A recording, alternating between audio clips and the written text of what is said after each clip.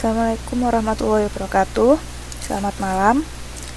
Ini masih dua orang. Masih dua orang.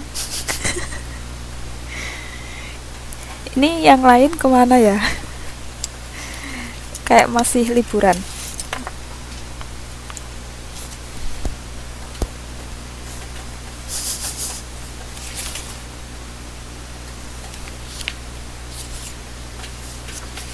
Hmm, Mbak Suparmi udah nanyain belum yang untuk kelas penggantinya jadinya enaknya gimana? Mau diganti hari lain apa kita ikutkan di pertemuan gitu. Jadi misalnya kan kita pertemuannya 1,5 jam, jadinya per pertemuan kan masih ada 3 lagi gitu kan. Jadi per pertemuannya ditambah 30 menit kayak gitu.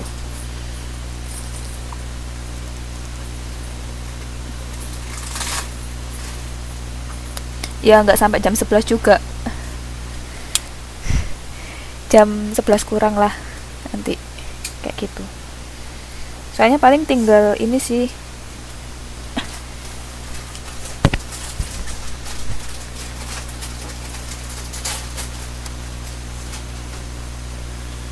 Oh,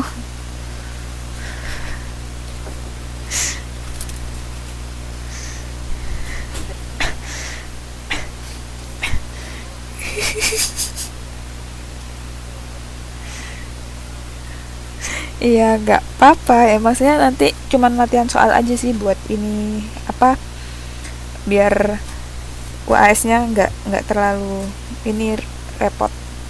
Jadi latihan soal aja sih.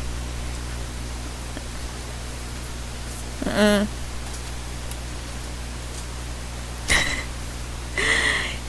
Ya ini paling cuman saya iniin sih, jelasin dikit-dikit. Jadi nanti banyaknya pengennya sih lebih ke latihan soal aja. Kalau latihan soal kan biasanya langsung ini, langsung langsung pada poinnya kan. Kalau dijelasin kan kadang bingung.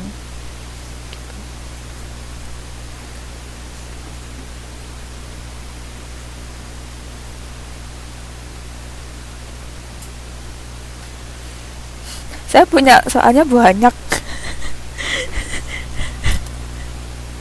Ya nggak apa-apa, yang penting kan semangatnya nggak kalah sama yang masih adik-adik.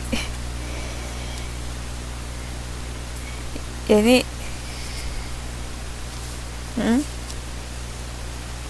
banyak ya. mm, mm, mm, mm, mm, mm.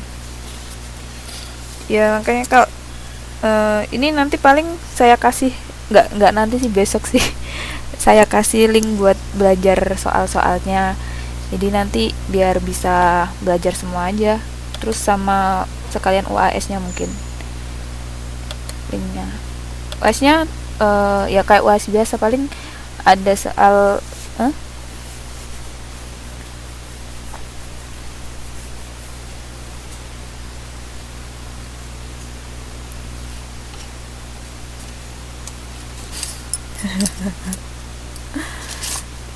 Ya jangan dibikin stres.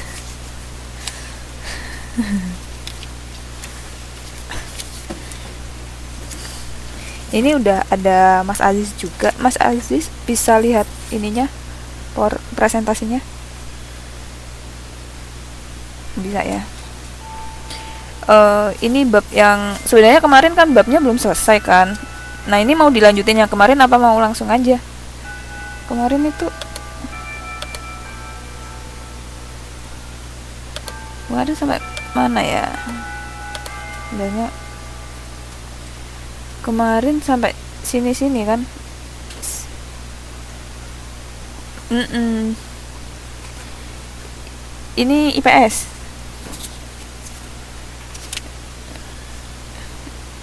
Ya kemarin kan masih situ, masih belum belum kemana-mana.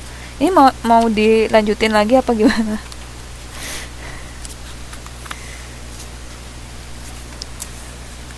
Soalnya banyak sih. Hmm?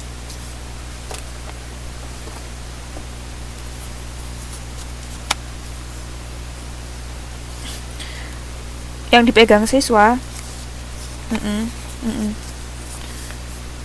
Cuman ini apa ya, saya ngambilnya dari mana-mana, soalnya kan kadang takutnya ada yang nggak di buku, terus apa ya, kalau buku itu kan juga kadang kan nggak semuanya juga dimasukin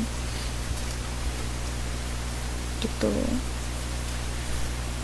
Mm-mm, mm-mm. Sudah ya.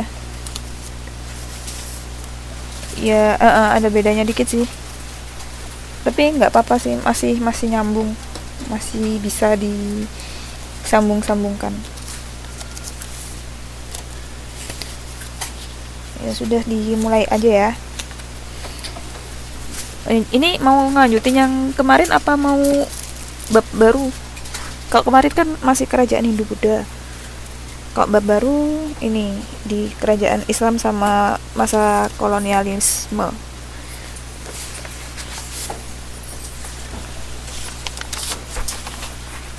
Gimana? Mau yang mana?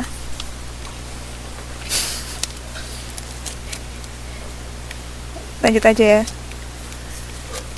Yang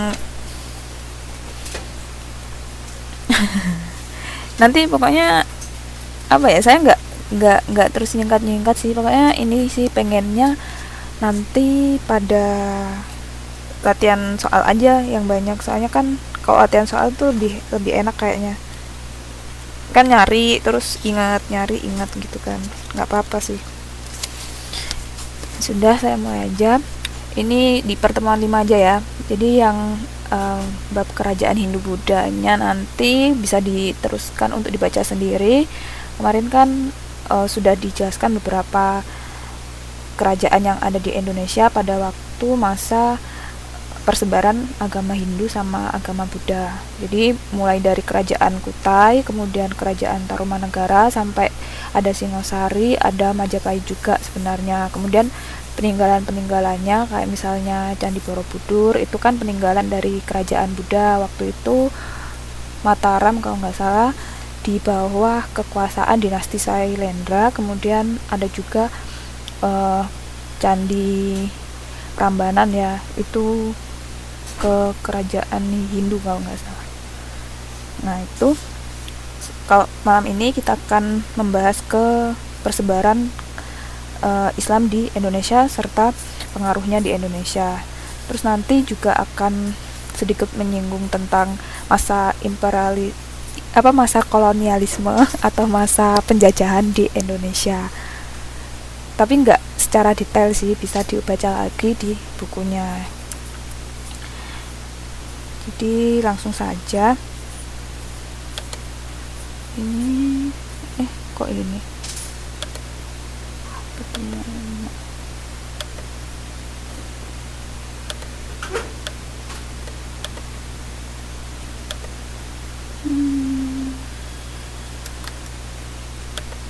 Nggak mau ini ya, malah atmosfer. Bentar, saya cek lagi. Pertemuan 5. Nah, nih. Ya, jadi perkembangan Islam di Indonesia ini kebanyakan waktu itu dibawa oleh para pedagang yang kebetulan singgah di Indonesia. Selain itu dibawa juga oleh para bandar, maksudnya para bandar ini juga pedagang yang besar, kemudian juga para wali serta ulama yang memang waktu itu juga melakukan perjalanan dan juga sambil berdakwah. Nah, menurut berita dari Cina itu mencatat bahwa pada abad ke-7 Islam itu sudah ditemukan di daerah Sumatera bagian utara. Nah, Islam ini tumbuh dan berkembang dengan baik di kepulauan Indonesia. Hal ini bisa dilihat dari banyaknya tumbuh kerajaan-kerajaan Islam, mulai dari kerajaan Samudra Pasai, kemudian juga ada kerajaan Demak waktu itu, terus ada juga kerajaan Pajang dan lain-lain. Nah, di sini kalau misalnya kita lihat kebudayaan, kemudian politik pemerintahan kerajaan Islam ini, di bab ini bisa kita lihat dari yang pertama, proses kedatangan dan penyebarannya. Tadi ya kita sudah tahu bahwa proses kedatangan dan juga persebaran Islam di Indonesia ini kebanyakan dibawa oleh para pedagang dari Arab. Bisa dari Arab sih, bisa kemudian juga ada beberapa pedagang dari Timur Tengah, misalnya dari waktu itu yang paling terkenal mungkin daerah Maghribi ya. Kemudian juga setelah proses kedatangan dan juga persebarannya Islam di Indonesia, mulai muncul kerajaan-kerajaan Islam bercorak Islam di Indonesia, seperti kerajaan Samudra Pasai, kemudian ada kerajaan Malaka, kerajaan Demak, kemudian Mataram Islam. Kalau yang kemarin kan Mataram yang Hindu dan juga Buddha ya. Ini ada Mataram Islam, kemudian ada juga kerajaan Banten dan juga kerajaan Cirebon. Nah, selain itu di bab ini kita juga akan menyinggung sedikit tentang peninggalan sejarah dari kebudayaan kerajaan Islam. Nah, proses penyebaran Islam ini di Indonesia itu berjalan lumayan lancar karena apa? Karena waktu itu kan Indonesia masih mengenal ajaran Hindu Buddha. Nah, karena waktu itu di ajaran Hindu Buddha itu kan ada beberapa tata cara peribadatan ya. Terus kalau menurut masyarakat waktu itu, selain disebarkan oleh para pedagang, mereka juga meyakini waktu itu bahwa proses tata cara ibadah dari agama Islam ini lebih mudah. Kemudian juga karena di Islam tidak ada sistem kasta, jadi lebih mudah diterima oleh waktu itu penduduk Indonesia. Selanjutnya penyebaran Islam ini bisa disebarkan melalui perdagangan, kemudian juga ada pernikahan, artinya pernikahan antara para pedagang dari Arab itu tadi kemudian menikah dengan orang Indonesia asli. Selain itu juga dari pola pendidikan ataupun politik dan juga kebudayaan. Ini bisa dilihat ada peta penyebaran Islam dari abad 1 sampai 16 Masehi. Jadi ini bersamaan dengan 9 tahun Rasulullah berdakwah secara terbuka.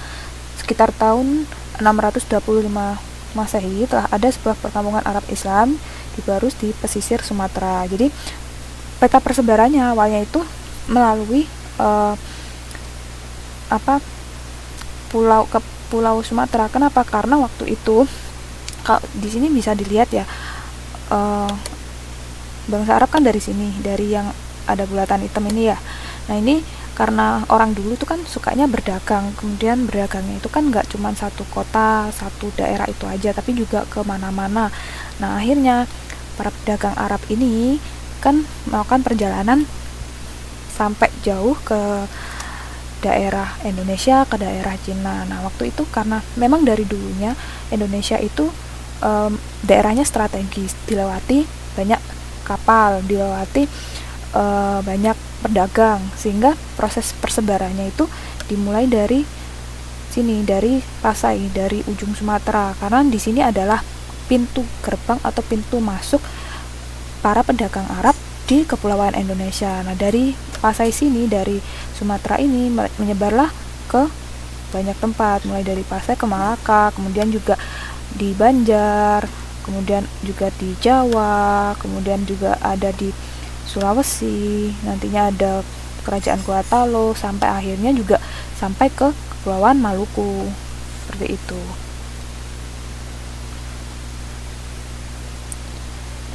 Sedangkan menurut para ahli sejarah, masuknya Islam di Indonesia ini juga bersamaan dengan proses berkembangnya perdagangan yang ada di kawasan Asia Tenggara. Nah, selanjutnya juga dikembangkan selain dari para pedagang yang dikembangkan juga oleh ulama dan para wali. Nah, kalau di Jawa kan dikenal dengan namanya istilah sebutan Wali Songo kan ya. Nah, ini juga diyakini bahwa para wali ini ada beberapa yang merupakan istilahnya orang Arab yang kemudian memang berdakwah di Indonesia. Selanjutnya untuk kerajaan Islam di Indonesia sendiri diperkirakan kejayaannya berlangsung antara abad ke-13 sampai dengan abad ke-16. Nah, timbulnya kerajaan tersebut didorong oleh karena lalu lintas perdagangan itu sangat tinggi ya. Kan tadi kita udah mengetahui bahwa waktu itu perdagangan itu lagi maju-majunya. Nah, banyak pedagang yang terutama dari Arab yang berdagang sampai ke Asia Tenggara, sampai ke Cina, sehingga para pedagang-pedagang ini akhirnya bersinggungan dengan masyarakat pribumi Indonesia dan turut serta untuk menyebarkan agama Islam di Indonesia. Di pedagang-pedagang ini antaranya dari Arab, India, Persia, dan juga Tiongkok. Nah, untuk sumber-sumber sejarah yang menceritakan persebaran Islam tadi kan yang paling utama adalah sumber sejarah dari Cina ya, karena memang diketahui bahwa bangsa Cina waktu itu punya hobi nulis sejarah. Jadi kalau misalnya mereka sedang melakukan ekspedisi kemana, mereka akan mencatat semua ekspedisinya. Karena memang waktu itu kebudayaan tertua kalau nggak salah dari lembah sungai Indus terus sampai ke Cina juga. Jadi Cina itu termasuk awal-awal kebudayaan itu termasuk juga di Cina. Nah, kemudian di sini bisa kita lihat dari yang pertama adalah dari berita dari dinasti Tang. Jadi menurut catatan dinasti Tang itu pada abad ke-7 ada pemukiman pedagang Arab di Baros, kota kecil di pantai laut Sumatera. Selain itu ada juga catatan dari Marco Polo. Jadi Marco Polo ini kalau dulu dikenal sebagai seorang penjelajah bumi, dia semacam pelaut gitu yang menjelajah bumi, kemudian dia juga sempat membukukan perjalanannya. Nah, dari catatan Marco Polo ini diketahui pada akhir abad ke-13 Masehi terdapat masyarakat muslim di Perlak. Selanjutnya juga diketahui dari tulisan batu nisan di Leran Gresik yang memberitakan wafatnya seorang wanita muslim bernama Fatimah binti Maimun. Ini terkenal juga kan ya. Ini sekitar abad ke-11 di batu nisannya tertulis dia meninggal sekitar abad ke-11 Masehi. Kemudian juga ada Suma Oriental dari Tome Pires. Dia ini menyatakan bahwa penyebaran agama Islam sudah ada di daerah Sumatera, Kalimantan, Jawa, sampai Maluku sekitar abad ke-16 Masehi. Jadi bisa dilihat dari 13 ini tadi pada akhir abad 13 kan kemungkinan cuma ada di Perlak, tapi karena kita tahu bahwa masa kejayaan kerajaan dan kebudayaan Islam di Indonesia itu berlangsung antara abad ke-13 sampai dengan abad ke-16. Jadi sangat cepat sekali persebarannya dari catatan-catatan yang kita ketahui ini.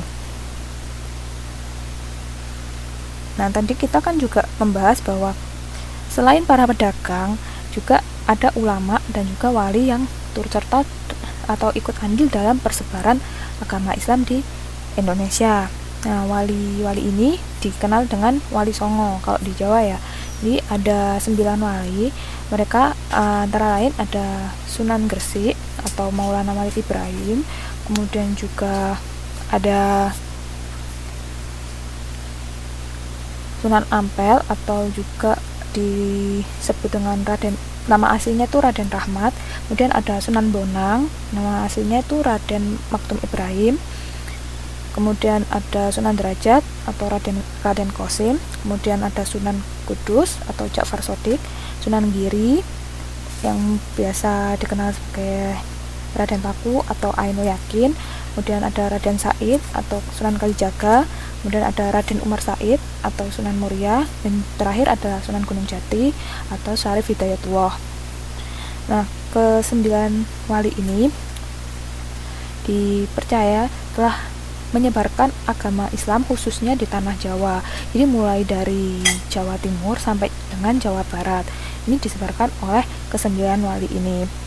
Nah, ke-9 wali ini juga berperan penting pada pendirian kerajaan Demak. Nah, untuk kerajaan-kerajaannya kemungkinan tidak kita bahas secara detail karena memang bisa dibaca sendiri ya. Yang kedua ini biar nanti nggak terlalu menguras banyak waktu. Jadi bisa kalau misalnya memang ada pertanyaan bisa langsung ditanyakan aja. Jadi nggak usah nunggu dijelasin. Nanti jadi malas baca kalau dijelasin semua. Nah, selanjutnya perkembangan Islam yang meluas di seluruh kawasan Indonesia ini pada akhirnya berimbas pula pada corak pemerintahan maupun pada peninggalan-peninggalan sejarah. Jadi awalnya kan tadi kerajaan, ya kemudian setelah Islam masuk, maka kerajaan ini sebenarnya hampir sama dengan kerajaan tapi ganti menjadi kesultanan ya.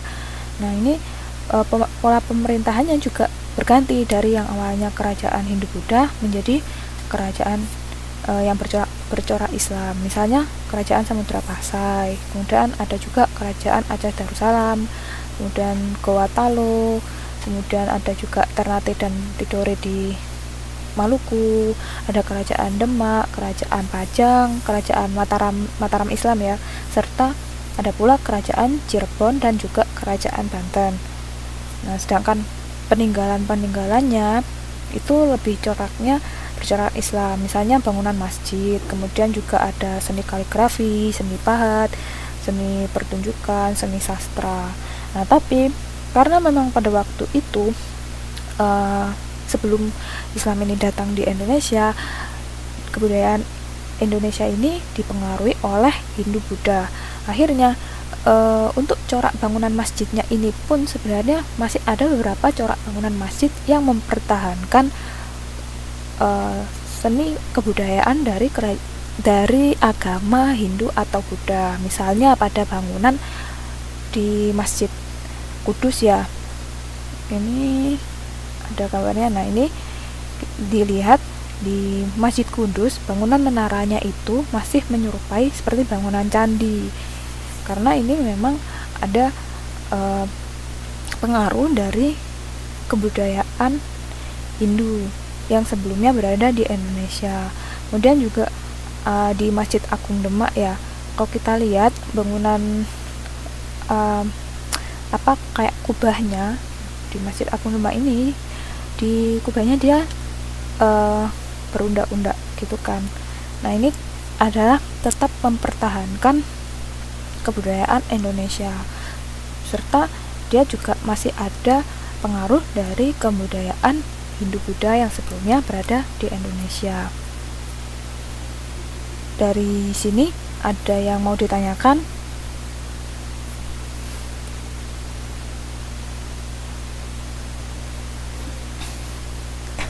Kalau lanjut, ini cepat selesai sebenarnya.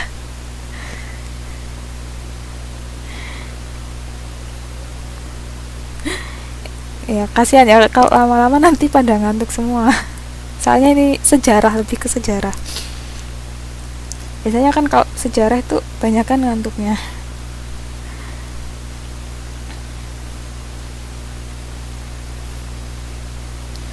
Nah, ini untuk yang kerajaan Islam di Indonesia udah ini ya, udah clear ya. Nanti kalau misalnya pas nemu soal terus bisa sih ditanyakan lagi, nggak apa-apa, bisa lewat Facebook atau yang lain. Ini selanjutnya adalah bab perkembangan imperialisme dan juga kolonialisme Barat di Indonesia. Jadi masih ingat kan kita merdeka tanggal berapa? Indonesia merdeka tanggal 17 Agustus ya. Ya. Nah, jadi setelah selesai nggak selesai sih, setelah zaman tadi kan pada awalnya di Indonesia itu kan ada zaman prasejarah ya. Kemarin kita kan udah bahas ada zaman prasejarah, kemudian mulai masuk zaman sejarah, kemudian juga mulai masuk kebudayaan dan agama Hindu-Buddha di Indonesia. Selanjutnya mulai masuk kebudayaan Islam di Indonesia. Nah, saat adanya kebudayaan Islam di Indonesia ini, saat adanya kerajaan-kerajaan Islam di Indonesia ini, muncullah yang namanya orang Eropa atau Barat ya. Itu tuh mereka muncul, niat awalnya adalah mereka ingin berdagang. Nah, karena niat awalnya berdagang, bangsa Indonesia waktu itu terbuka menerima mereka dengan baik. Nah, ternyata ternyata niat awalnya ini disalahgunakan. Artinya mereka merasa bahwa sangat kekayaan Indonesia ini sangat menjanjikan, kekayaan Indonesia ini bisa dimanfaatkan. Jadi akhirnya para pedagang dari Eropa waktu itu berlomba-lomba datang ke Indonesia, dan mereka waktu itu awalnya sih ngajak kerjasama, tapi pada akhirnya mereka muncul belangnya, yaitu menjajah Indonesia. Jadi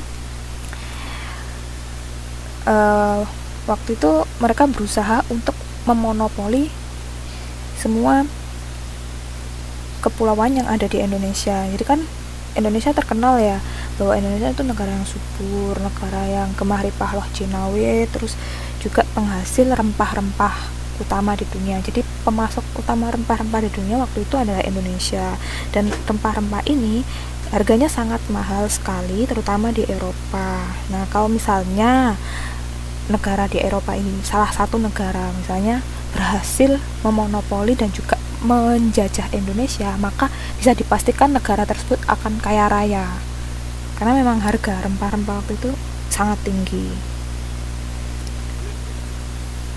Nah, karena mereka tadinya akhirnya ingin menjajah Indonesia, maka muncullah yang disebut sistem tanam paksa, kemudian ada sewa tanah, kemudian juga mereka berusaha menundukkan kerajaan-kerajaan yang ada di Indonesia. Waktu itu kerajaannya sudah bercorak Islam ya, karena kerajaan-kerajaan sebelumnya kan sudah mulai berganti.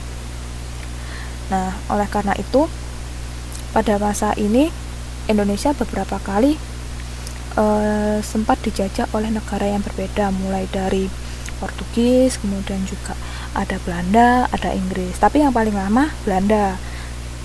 Belanda ini menjajah Indonesia sekitar 3,5 abad atau 350 tahun.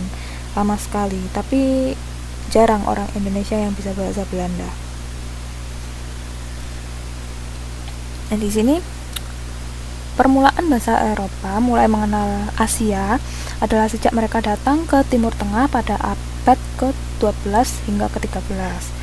Jadi kita tahu kan tadi bahwa perkembangan kerajaan Islam di Indonesia sekitar abad ke-6, 8 gitu ya, sampai ke abad ke-13. Nah, bangsa barat ini masuk ke Asia, terutama Asia Tenggara, sekitar abad ke-15. Nah, pada masa ini, pada masa saat bangsa Eropa masuk ini, mereka membagi golongan Indonesia menjadi 4 bagian. Jadi ada golongan raja dan keluarganya, jadi bangsawan-bangsawan ya. Kemudian golongan elit, dia bukan raja, bukan keluarga raja, tapi dia orang kaya. Misalnya kalau sekarang tuh mungkin pemerintah ya, kemudian orang-orang yang kaya gitu kan. Terus ada juga golongan non elit, ini rakyat-rakyat biasa, masyarakat biasa ya, menengah ke atas lah ya, tapi nggak kaya-kaya banget. Kemudian juga ada golongan budak. Nah, golongan budak ini yang kasarnya masyarakat miskin kayak gitu. Ini selanjutnya kenapa mereka menggolongkan seperti ini? Nah, sebenarnya itu juga salah satu strategi atau juga salah satu upaya bangsa Eropa agar bisa tetap langgeng menjajah Indonesia. Bahasanya tetap langgeng. Ya nggak apa-apa ya. Jadi kenapa seperti itu? Karena mereka kan jika mereka kan akan gini, kalau misalnya mereka dekat dengan raja dan juga keluarga raja, otomatis mereka akan diuntungkan karena raja dan keluarga raja kan menguasai hampir semua wilayah kan.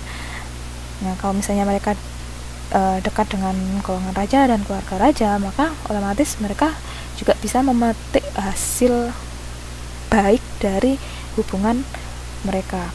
Nah, selanjutnya juga golongan elit ini juga berpengaruh, karena biasanya golongan elit ini adalah golongan tuan tanah seperti itu. Kemudian ada juga golongan non elit ini masyarakat biasa sih. Kemudian ada golongan budak. Nah, golongan budak ini biasanya mereka kasarnya para pekerja yang bekerja di perkebunan, seperti itu. Nah, peninggalan kebudayaan pada masa kolonial ini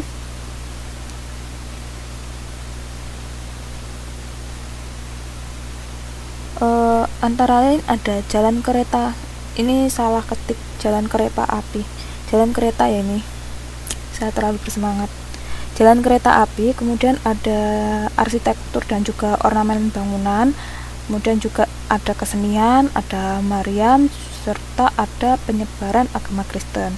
Jadi kalau jalan kereta api ini pada dulu sebelum masuknya bangsa Eropa di Indonesia masih ada belum ada kereta api. Nah, setelah masuknya bangsa Eropa ke Indonesia ini, kereta api itu kan banyak digunakan sebagai angkutan transportasi ya, dan jalan itu udah istilahnya nggak memungkinkan untuk angkutan transportasi ini. Jadi mereka mulai membangun kereta-kereta ini sekitar abad ke-19. Kemudian arsitektur dan ornamen bangunan ini masih ada beberapa bangunan di Indonesia yang coraknya bertipe barat ya, atau Eropa. Misalnya itu gedung sate di Jawa Barat ya. Dan kesenian-kesenian, misalnya apa ya, di seni musik kayak gitu. Kemudian ada juga meriam. Ini bukan meriam Bellina, ini maksudnya adalah meriam yang buat nembak-nembak itu ya. Kemudian juga ada penyebaran agama Kristen. Jadi bisa dilihat di motonya bangsa Barat ketika datang ke Indonesia itu 3G, 3G. Bukan 3G yang sinyal, tapi 3G yang lain. Ada gold, glory, sama gospel. Jadi itu kekayaan, kemudian kejayaan, dan juga keagamaan. Itu adalah misi dari datangnya bangsa Eropa di Indonesia. Nah, selanjutnya yang pertama memerintah di Indonesia itu pada awalnya adalah pemerintahan Portugis. Jadi dasar penjajahan Portugis adalah imperialisme kuno, yaitu mengutamakan kekayaan, keagamaan, dan kejayaan. Ini agak kebalik. Kekayaan itu gold, kemudian kejayaan itu glory, sama keagamaannya itu pakai gospel. Nah, di sini tujuan utamanya itu mereka ingin memonopoli perdagangan. Jadi ya jelasnya seperti yang diutarakan tadi, bahwa awal mulai kedatangan bangsa Eropa ke Indonesia itu kan pengen nyari rempah-rempah. Nah, kalau udah ketemu rempah-rempahnya dijual lagi di Eropa dengan harga yang mahal. Nah, karena rempah-rempah ini bisa dijual dengan harga mahal, akhirnya mereka tamak, terus pengen memonopoli penjualan ini. Jadi pengennya Portugis waktu itu adalah biar orang Indonesia itu menjual barang-barang hasil pertaniannya, hasil rempah-rempahnya itu ke mereka, terus nanti akan ditentukan harganya oleh pihak Portugis. Jadi mereka sangat memegang teguh prinsip ekonomi, yaitu dengan modal sedikit mungkin mendapatkan hasil semaksimal mungkin. Dan kemudian selain itu mereka juga ingin menyebarkan agama Kristen Katolik. Dan yang terakhir adalah mereka juga ingin melakukan campur tangan di pemerintahan. Kan mereka ingin kembali berjaya ya di Indonesia.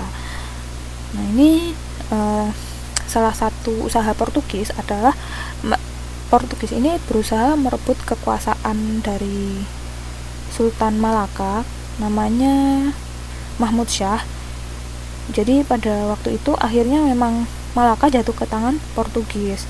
Nah, karena pada waktu itu akhirnya Malaka jatuh ke tangan Portugis, maka kerajaan Malaka waktu awalnya tadi kan pintu gerbang buat menuju ke Asia Tenggara, terutama Indonesia, itu kan dari Selat Malaka itu ya, dari kerajaan Malaka itu adalah pintu gerbangnya. Ketika dikuasai Portugis menutup pintu itu, sehingga mereka pengennya gak ada orang lain yang bisa masuk ke wilayah itu. Nah, karena seperti itu akhirnya para pedagang-pedagang yang selain Portugis ini tadi berusaha nyari jalan alternatif lain. Nah, karena mereka berusaha nyari jalan alternatif lain, waktu itu Malaka sudah direbut Portugis, mereka masuk melalui Selat Sunda atau Sunda Kelapa. Kalau sekarang Jakarta ya, daerah Jakarta situ.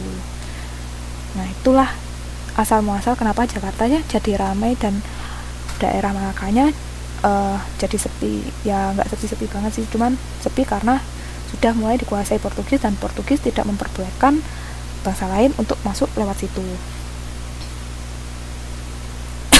Sehingga karena hal ini pada akhirnya persebaran Islam pun mulai berkembang di Pulau Jawa.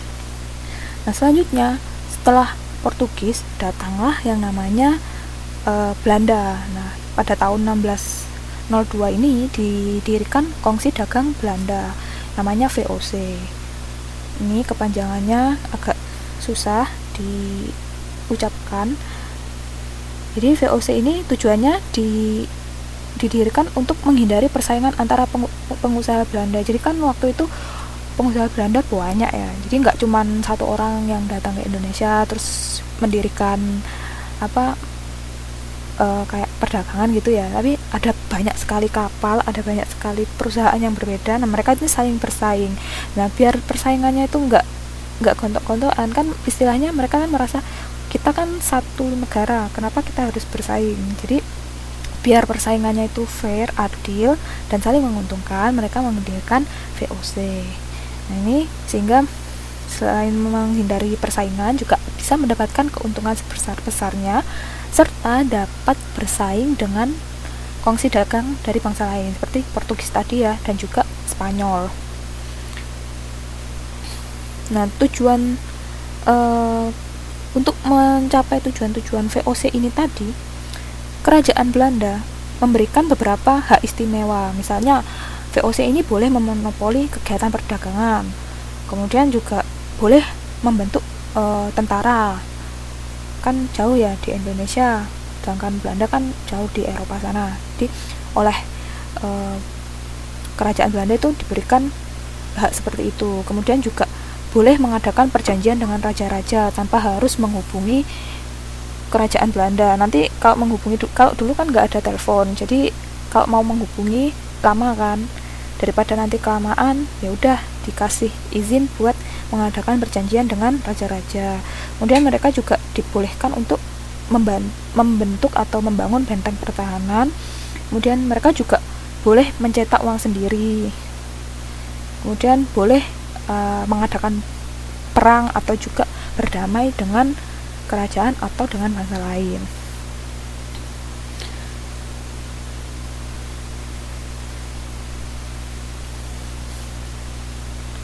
Nah, selanjutnya VOC ini dia itu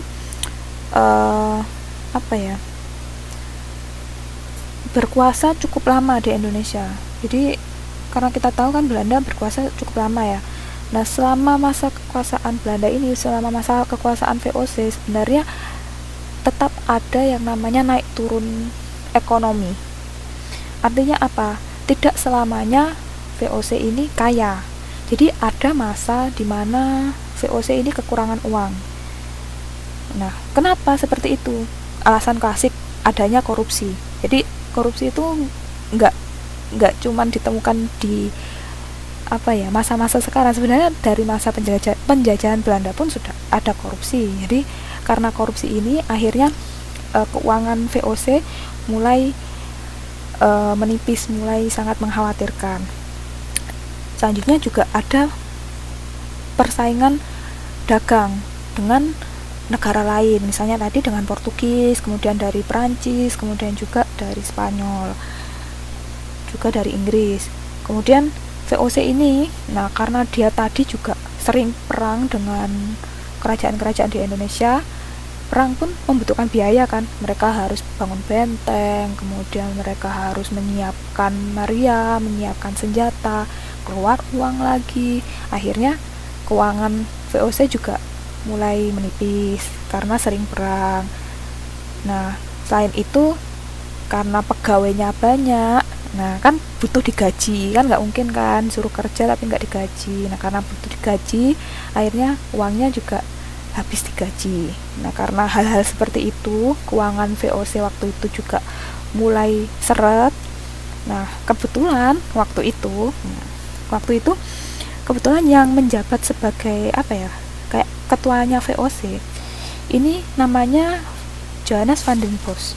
Jadi Bapak van den Bos ini pada tahun 1830 sampai dengan 1870 mempunyai inisiatif untuk melakukan sistem tanam paksa di Indonesia. Jadi masyarakat Indonesia waktu itu dipaksa untuk menanam beberapa tumbuhan yang dianggap mempunyai nilai jual yang tinggi.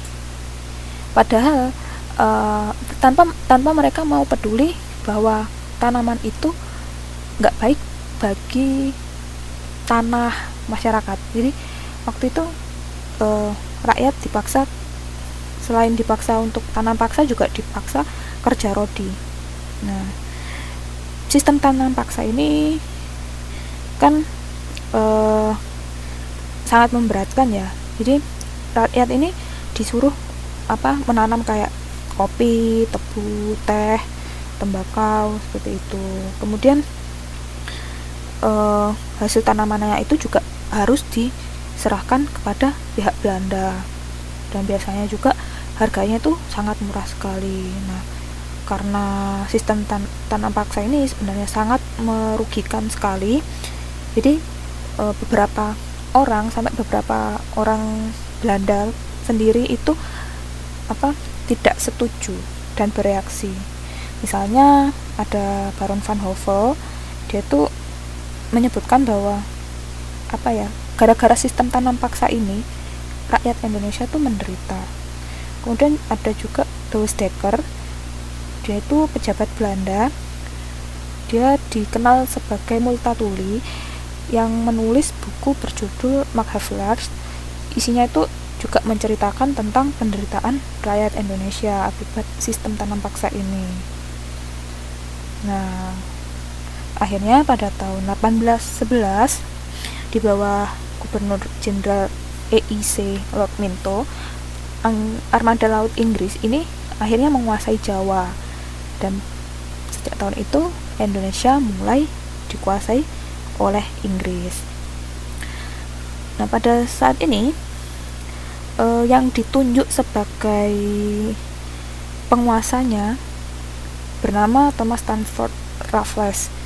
Nah, ini juga namanya diabadikan menjadi nama bunga bangka ya, Rafflesia Arnoldi. Nah, tugas dari Bapak Raffles ini antara lain beliau itu membagi Pulau Jawa menjadi 18 keresidenan atau 18 daerah. Kemudian mereka juga melaksanakan perdagangan bebas. Kemudian kerja rodi itu juga dihapus. Kemudian tapi mereka menerapkan land rent system atau sistem sewa tanah dengan dasar bahwa semua tanah itu milik Inggris. Jadi awalnya misalnya orang pribumi, orang Indonesia sendiri punya tanah, ketika Inggris mulai menguasai Indonesia, mereka menganggap bahwa ya udah Indonesia ini punya Inggris. Kalau misalnya mereka tinggal di suatu daerah, ya udah berarti mereka wajib membayar pajak, istilahnya seperti itu. Kemudian pajaknya ini didasarkan dari tingkat kesuburan tanah. Semakin subur semakin tinggi pajaknya. Kalau misalnya tanahnya nggak gitu subur, maka pajaknya juga nggak gitu tinggi. Nah dalam perkembangannya ini, walaupun pada masa Gubernur Raffles ini hampir semua kebijakan yang dikeluarkan Belanda kan dihapus.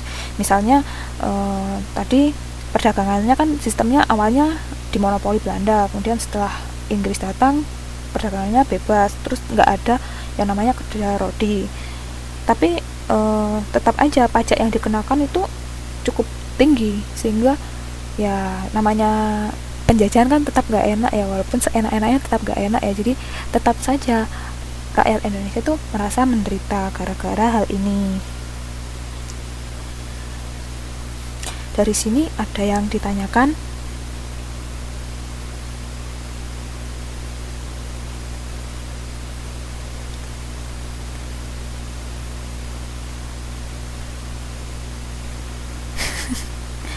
Ya kalau itu dari dulu udah ada, dari zaman Belanda juga udah ada.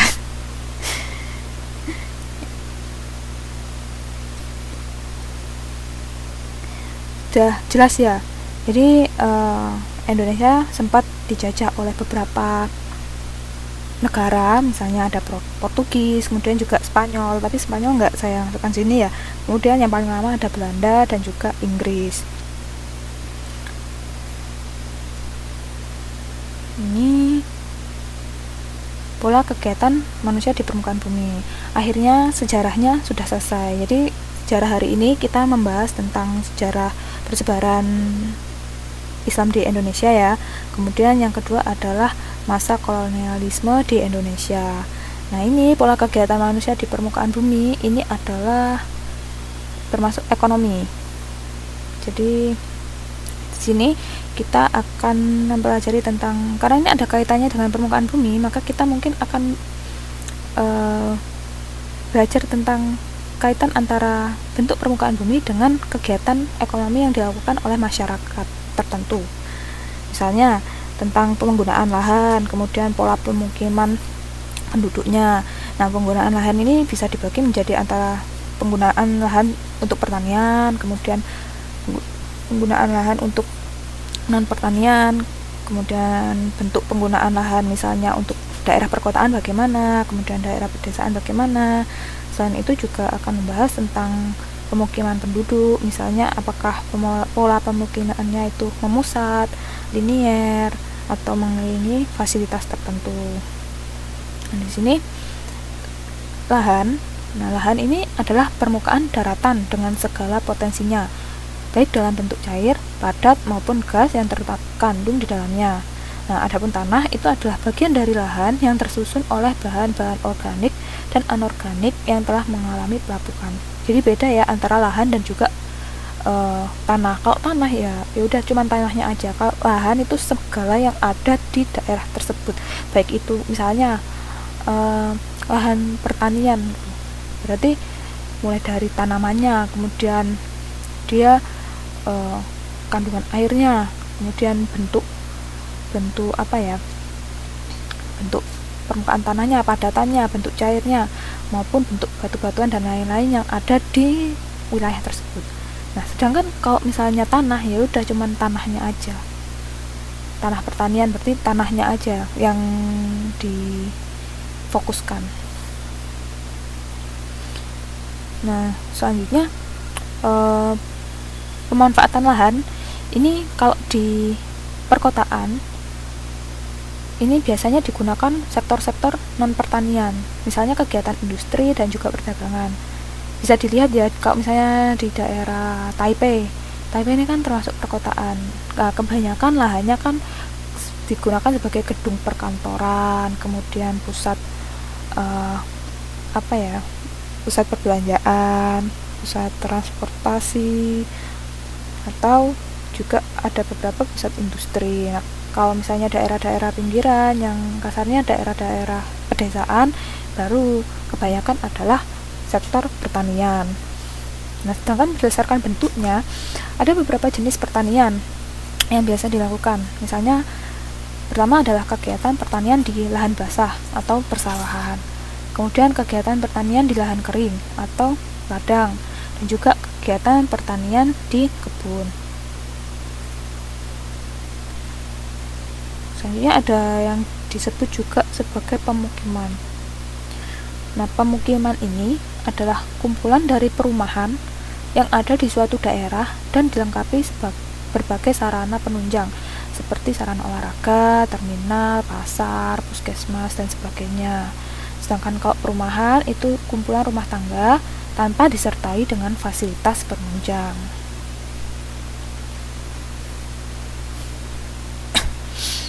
Nah, tadi kita juga kan berbicara bahwa pemanfaatan lahan itu dibagi menjadi dua ya, misalnya daerah pedesaan sama perkotaan. Kalau daerah pedesaan tadi kan lebih fokus untuk pertanian. Jadi untuk daerah pertanian ini bisa meliputi pertanian lahan kering, lahan basah, kemudian ladang, kebun kayak gitu ya. Kemudian daerah pemukimannya dan sarana sosial masyarakat biasanya digunakan sebagai itu. Serta digunakan untuk sentra-sentra industri kecil. Misalnya industri rumah tangga, pembuatan sepatu rumahan atau pembuatan makanan rumahan, kerajinan tangan rumahan seperti itu. Kalau pemanfaatan lahan di perkotaan, dia biasanya digunakan sebagai pusat pemerintahan. Selain pusat pemerintahan juga digunakan untuk pusat industri. Kemudian pusat sarana pendidikan juga lebih banyak di perkotaan kan daripada di pedesaan. Kemudian juga kompleks-kompleks perumahan, pemukiman penduduk, kemudian kantor, sarana rekreasi, seperti itu.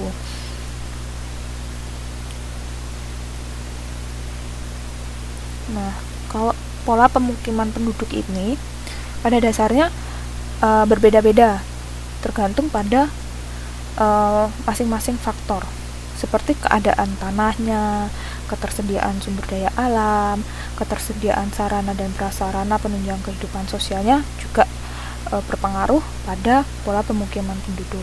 Artinya apa? Artinya untuk daerah pedesaan misalnya ya, pemanfaatan di daerah pedesaan dengan perkotaan itu nanti akan berbeda. Begitu pula dengan pola pemukiman penduduk. Nah, pola pemukiman penduduk ini tadi kan kita tahu dibagi menjadi 3, yaitu ada yang memusat, kemudian ada yang linier, dan juga ada yang dia mengelilingi fasilitas tertentu. Nah, pola memusat ini maksudnya bagaimana? Nah, pola pemukiman yang memusat ini biasanya itu adanya di daerah dataran tinggi atau pegunungan. Jadi di daerah ini biasanya berasal dari keturunan atau hubungan kekerabatan. Jadi hubungan antar generasi di daerah tersebut senantiasa erat, dan warisan budayanya itu juga biasanya masih kental atau terpelihara. Karena dia memusat, artinya kayak gini, satu keluarga, kemudian dia misalnya nikah dengan orang lain ya, itu tinggalnya ya di sekitar daerah situ juga. Terus nanti kalau misalnya nikah lagi, ya udah tinggal di situ lagi. Jadi pola pemukimannya itu akan terpusat pada satu daerah. Jadi dia berasal dari satu turunan kebanyakan. Kemudian ada juga pola pemukiman linier. Nah, ini biasanya terdapat di daerah dataran rendah. Jadi penduduknya itu lebih senang membangun pemukiman di daerah yang dekat dengan jalan raya, terus memanjang samping kiri kanan, sehingga kenapa seperti itu? Karena mereka mengharapkan aksesnya itu akses baik itu akses menuju daerah lain ataupun akses untuk mencari mata pencaharian itu akan lebih mudah. Jadi ini biasanya berada di daerah dataran rendah.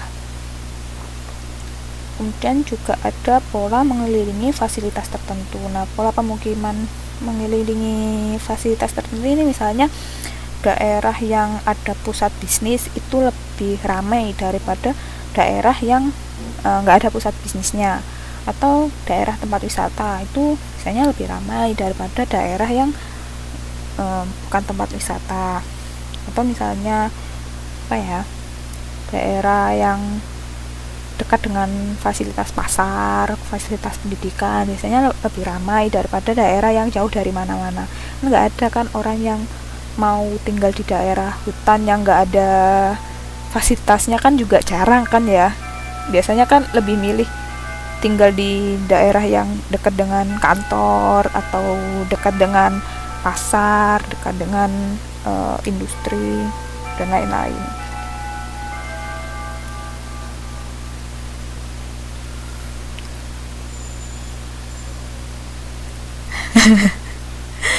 Ya, di sini sudah, ya ini udah istirahat ini. Udah ini, sudah mudeng nggak ini? Kira-kira dari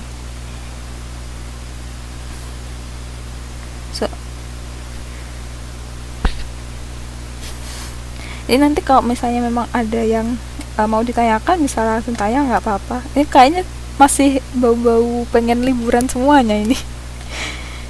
masih kurang bersemangat.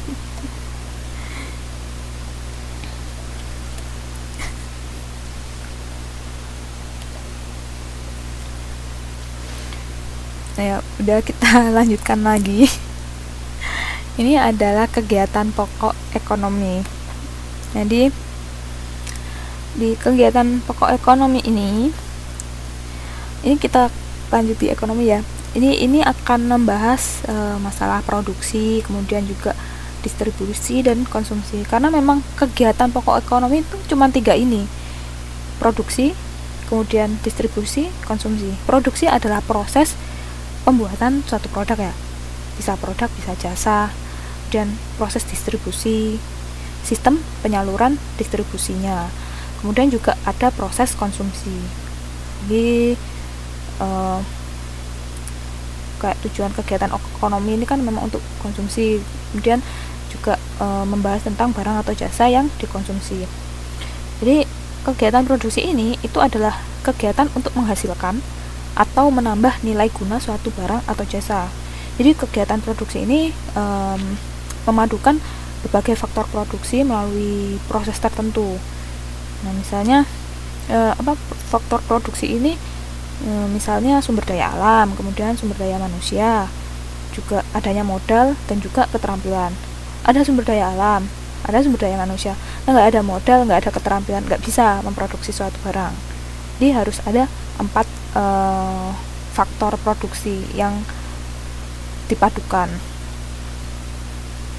Terus misalnya ada sumber daya alam, nggak ada manusianya, kan juga nggak bisa memproduksi. Nah, jadi 4-empatnya harus ada ini. Kemudian faktor sumber daya alam ini misalnya kan faktor sumber daya alam adalah semua bahan yang ada di alam dan diperlukan dalam proses produksi.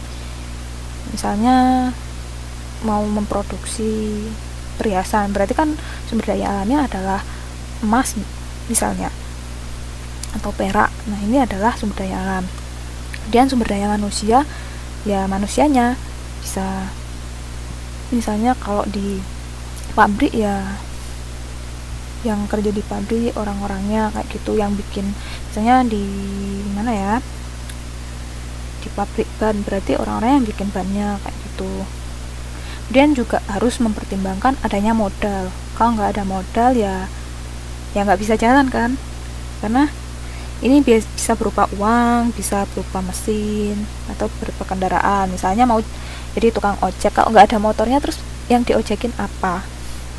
Ya bisa sih ojek payung, tapi kalau misalnya nggak ada barangnya, maksudnya nggak ada payung atau nggak ada motor gitu kan, juga nggak jadi ngojek, jadinya main doang. Kemudian juga ada skill atau keterampilan, ini juga penting. Karena kalau sekarang ya misalnya mau kegiatan produksi juga kita harus mempertimbangkan saingan kita. Jadi kalau misalnya produk kita itu inovatif, maka kan ada kemungkinan kita bisa lebih menjual, atau nilai jual produk kita itu lebih tinggi, seperti itu.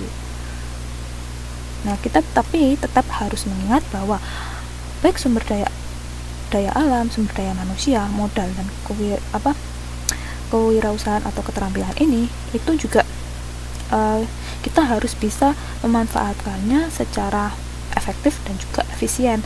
Artinya kalau misalnya sumber daya alam kita tidak bisa asal memanfaatkannya, kita juga tetap harus mengingat bahwa sumber daya alam ini ada kemungkinan dia terbatas. Jadi kita juga harus menggunakannya secara tepat, kita harus menggunakannya secara baik, sehingga nantinya tidak ada masalah yang ditimbulkan. Misalnya kemarin dulu kalau nggak salah misalnya kayu itu kan sangat berguna, baik untuk industri pembuatan kertas maupun industri yang lainnya. Tapi kalau misalnya kita nggak memperhitungkan kebaikan dari sumber daya alam atau kayu ini kita menebang secara sembarangan, ya udah kita tebang aja semua kayu-kayu yang ada, kita tebang semua pohon-pohon yang ada untuk dijadikan kertas. Dan seperti itu kan juga nggak baik, karena nantinya bisa menimbulkan banjir, bisa menimbulkan longsor, dan itu akan membuat membuat kerugian sendiri di kehidupan kita. Selain itu juga kita harus mempertimbangkan faktor sumber daya manusia.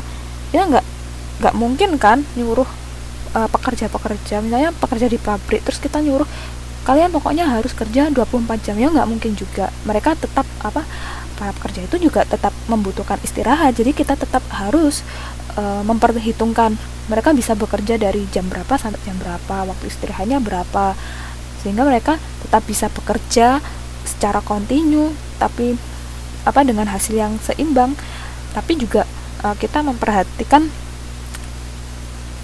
istirahat mereka, jadi tetap mereka tetap dikasih waktu istirahat, dikasih hari libur, tapi kerjaan kita target produksi kita tetap terpenuhi.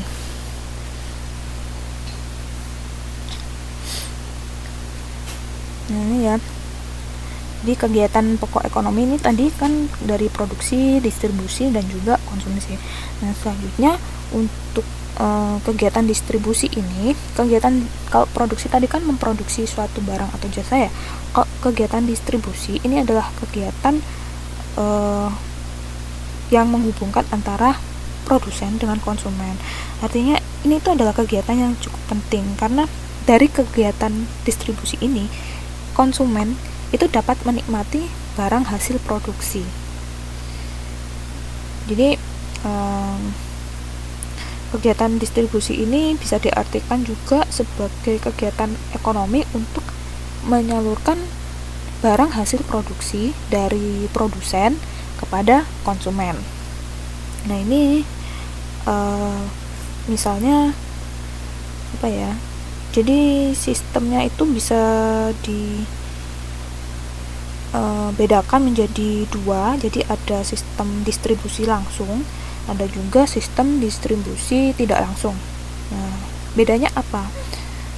Sistem distribusi langsung ini itu distribusi penyalurannya dari produsen langsung ke konsumen. Nah ini biasanya itu dilakukan misalnya penjual gorengan. Misalnya saya bikin gorengan, terus saya jual di warung saya. Nah ini kan langsung saya jual, terus ada pembeli. Nah itu secara langsung, nggak usah lewat orang-orang lain, jadi langsung dari saya yang bikin gorengan kepada konsumen yang beli gorengan itu tadi. Kalau distribusi tidak langsung itu dari proses penyalurannya itu bisa lewat mana-mana, artinya nggak langsung dari yang produksi ke konsumen, jadi bisa lewat agen, kemudian pedagang eceran kayak gitu. Itu misalnya barang-barang yang kita beli, misalnya barang elektronik, kan nggak ada ya misalnya mau beli AC gitu terus langsung ke pabriknya juga kan nggak ada. Jadi biasanya kita belinya kan di toko elektronik. Nah itu adalah contoh dari distribusi tidak langsung. Di sini ada pertanyaan nggak dari distribusi langsung dan tidak langsung? Jelas ya? Bisa dibayangkan kan ya kalau yang langsung?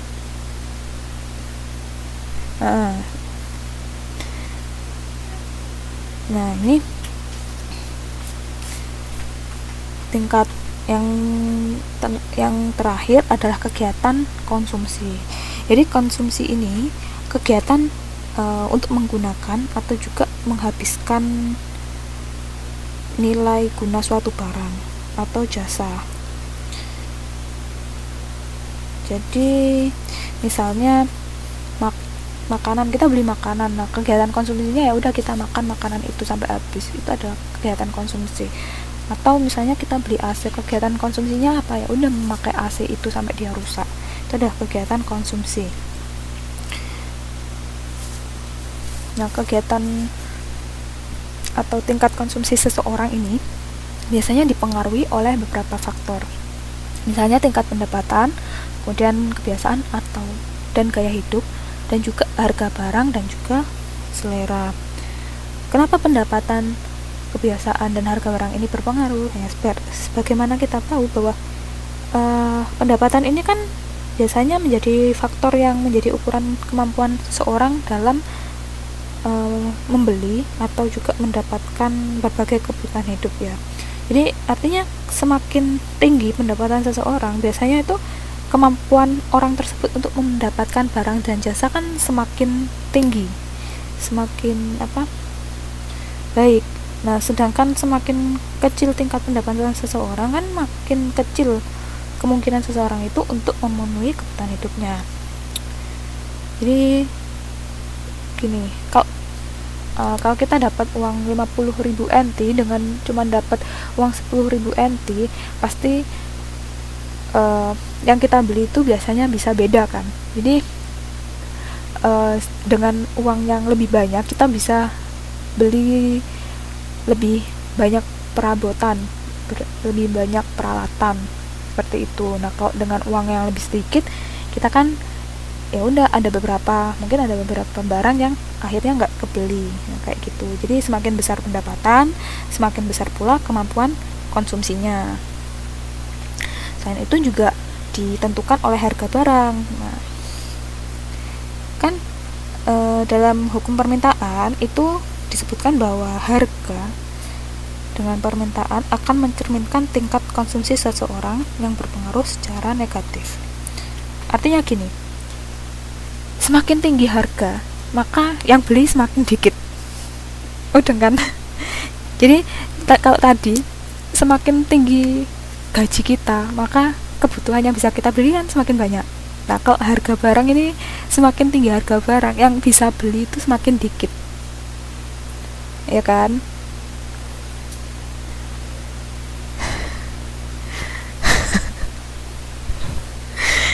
Seperti itu. Jadi kalau misalnya harganya itu murah, kan otomatis banyak orang yang beli barang itu, ya kan? Sekarang mana ada yang, kalau misalnya ada mie ya, dia rasanya sama, terus dapatnya sama, nah tapi harganya beda, yang satu 10 NT, yang satu 50 NT, milih yang mana? Milih yang 10 NT kan, kayak gitu. Jadi semakin tinggi barang, peminatnya itu semakin dikit. Beda ya kalau sama ini sama orang, semakin cantik peminatnya semakin banyak, semakin ganteng peminatnya semakin banyak. Nah, ini tadi kayak apa Mbak Siti ya. Nah, selain itu tingkat konsumsi orang itu juga ditentukan oleh kebiasaan dan gaya hidupnya. Jadi kebiasaan itu berpengaruh terhadap tingkat konsumsi. Misalnya orang yang tinggal di kota dengan yang tinggal di desa itu kebiasaannya beda. Kalau di kota biasanya kan lebih sering lihat barang-barang, akhirnya pengen beli ini, pengen beli itu, jadinya tingkat konsumsinya tinggi.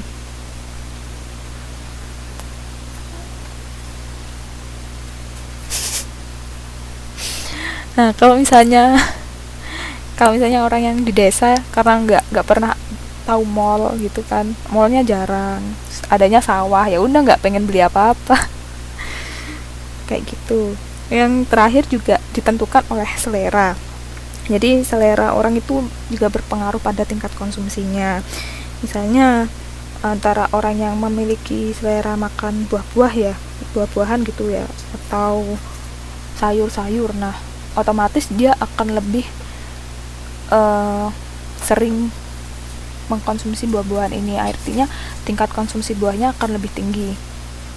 Misalnya gini, misalnya saya kan suka, misalnya saya suka makan buah, otomatis saya akan lebih sering beli buah daripada beli sesuatu yang lain. Misalnya saya nggak suka makan es krim, saya lebih suka makan buah, maka tingkat konsumsi saya di buah itu lebih tinggi daripada tingkat konsumsi saya di es krim. Karena selera saya lebih memilih untuk beli buah itu tadi. Jelas ya, jadi tingkat konsumsi ini untuk tingkat pendapatan, kebiasaan dan gaya hidup, harga barang, dan juga selera udah jelas ya.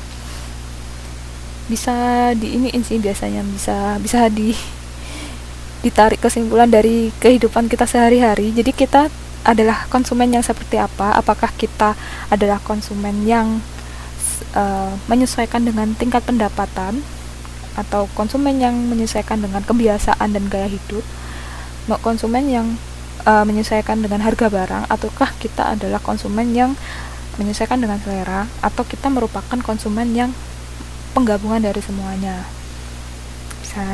Bisa ditarik kesimpulan sendiri-sendiri ya.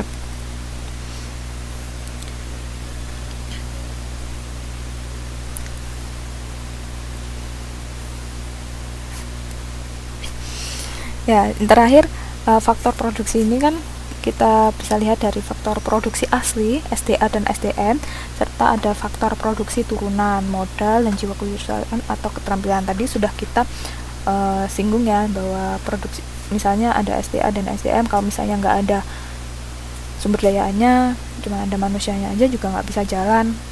Kemudian juga ada modal tapi nggak ada orangnya juga nggak bisa jalan, atau ada orangnya aja nggak ada modal juga nggak bisa jalan. Nah, kegiatan distribusi sendiri itu adalah kegiatan penyaluran barang. Tadi sudah kita bahas. Nah, di sini sebenarnya ada pula yang namanya pelaku ekonomi. Nah, pelaku ekonomi ini terdiri dari rumah tangga konsumen, kemudian rumah tangga produsen, dan juga rumah tangga pemerintah dan rumah tangga luar negeri. Jadi untuk rumah tangga konsumen ini misalnya dia adalah penyedia faktor produksi, kemudian juga dia bertindak sebagai konsumen. Untuk yang rumah tangga produsen atau perusahaan itu dia lebih ke memproduksi barang, kemudian membeli barang-barang modal, membayar pajak ke pemerintah gitu. Untuk yang rumah tangga pemerintah ini ya adalah campur tangan pemerintah ya, karena kalau misalnya tidak ada campur tangan pemerintah, maka bisa jadi kepentingan atau hajat hidup orang banyak ini tidak terpenuhi seluruhnya, karena hanya orang-orang tertentu saja yang pada akhirnya dapat menikmati produk-produk tertentu. Jadi nggak merata. Selain itu juga ada rumah tangga luar negeri atau pihak dari luar negeri. Ini maksudnya adalah orang yang menyediakan kebutuhan barang-barang impor. Ini misalnya kita kan tinggal di Taiwan. Nah, ini karena kita butuh barang-barang Indonesia misalnya, maka kita butuh rumah tangga luar negeri ini, orang yang mengimpor barang dari Indonesia dibawa ke Taiwan kayak gitu. Mengimpor membawa dari luar ke dalam. Dan di Indonesia ada juga pengekspornya.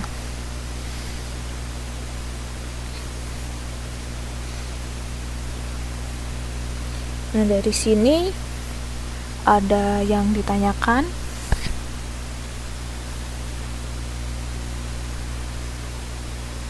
Ya, Mbak.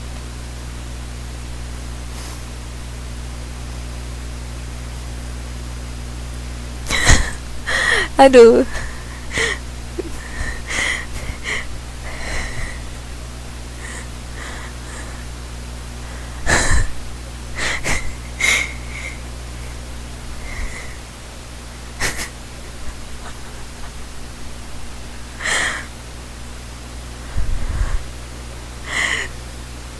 Itu nggak perlu dibahas di sini sepertinya.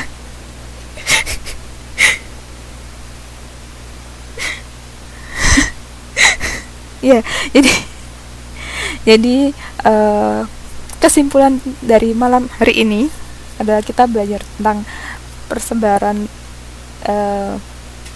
budaya dan juga agama Islam di Indonesia. Kemudian juga kita belajar tentang masa penjajahan bangsa Eropa di Indonesia.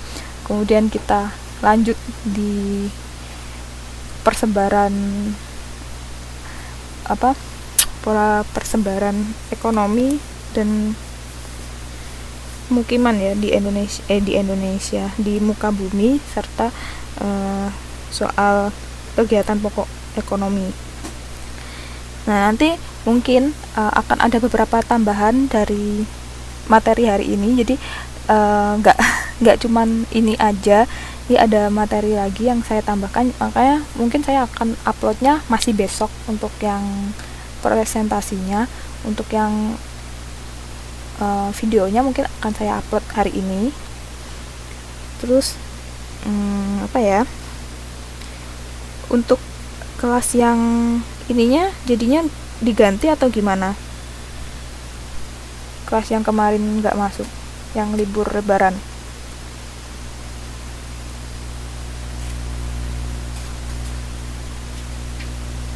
Yang lain gimana? Atau Mbak Suparmi hilang?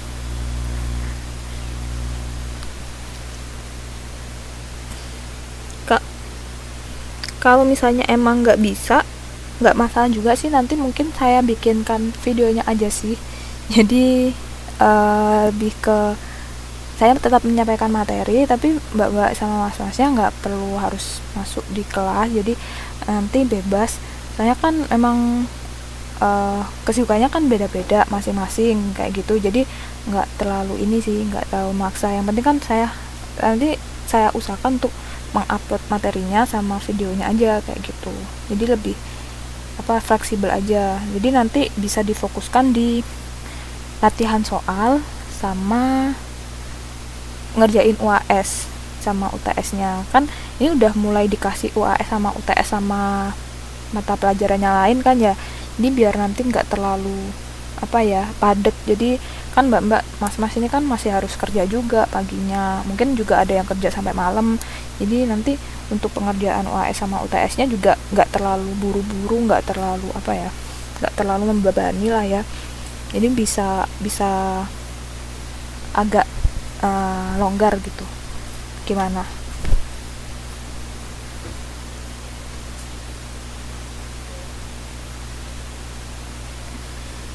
Oh gitu. Ya nggak apa-apa. Nggak misalnya kayak gitu.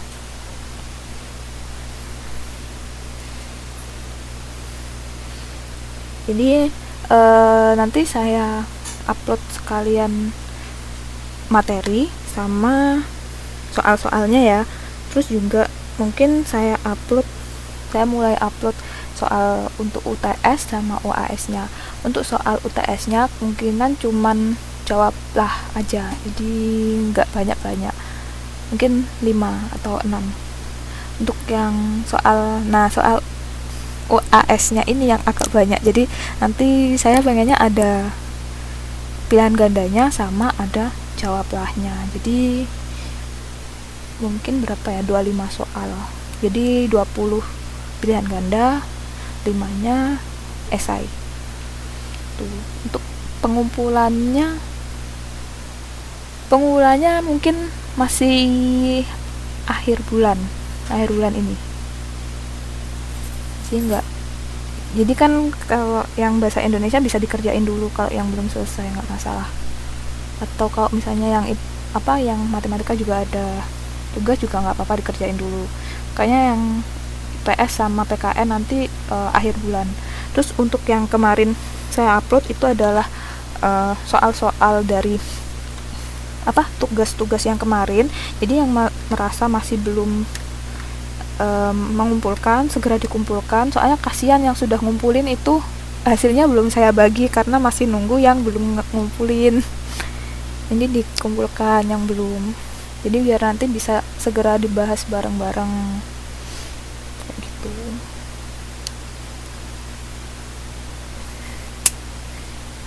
Iya udah. Ya jadi yang belum ngumpulin dikumpulkan itu ya. Ya nggak apa-apa kalau belum, ini dikerjain aja, nggak apa-apa. Udah ya, nggak ada yang ditanyakan lagi. Oh ya, kemarin saya masih ada PR sih sebenarnya, PR untuk diri saya sendiri. Jadi kemarin, ntar saya buka dulu.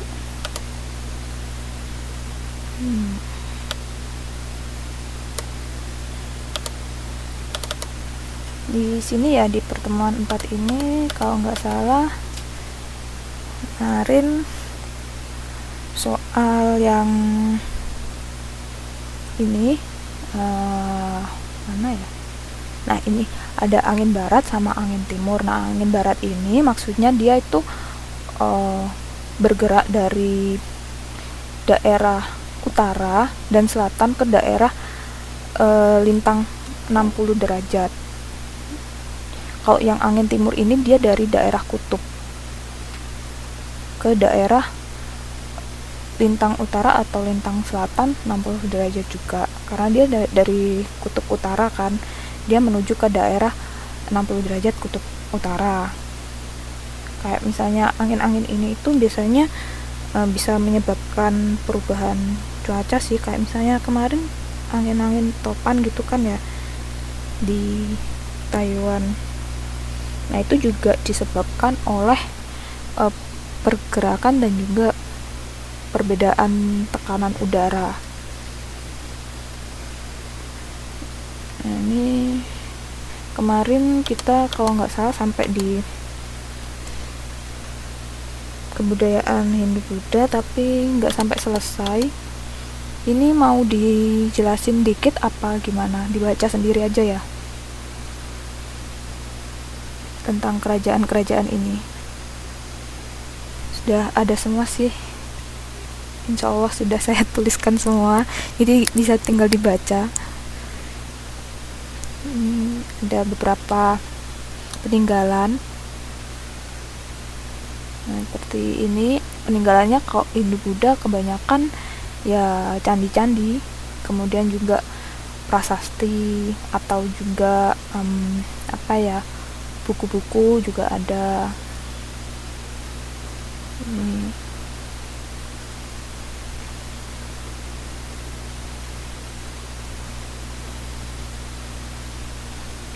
Ini juga ada kerajaan. Nah, ini arca, kemudian candi lagi, dan kebanyakan candinya juga hampir sama gitu. Baik, kalau misalnya ini ada yang mau didiskusikan lagi nggak? Kalau ada, kita diskusi dulu. Kalau nggak ada, ya sudah, kita selesai sampai sini aja. Nanti akan segera saya upload, baik itu videonya maupun materinya, juga beberapa soal untuk latihan ujiannya. Gimana?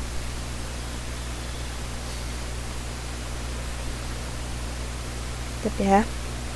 Baik, karena sudah tidak ada pertanyaan, maka saya akhiri sampai sini dulu pertemuan hari ini. Semoga bisa bermanfaat. Selamat belajar, selamat beristirahat. Semoga nanti bisa mendapatkan yang terbaik ya. Terus pas UAS, ujian nasional, juga bisa mendapatkan hasil yang terbaik yang diharapkan. Amin. Ya, kurang lebihnya saya mohon maaf. Saya mohon maaf. Assalamualaikum warahmatullahi wabarakatuh. Selamat malam dan selamat beristirahat.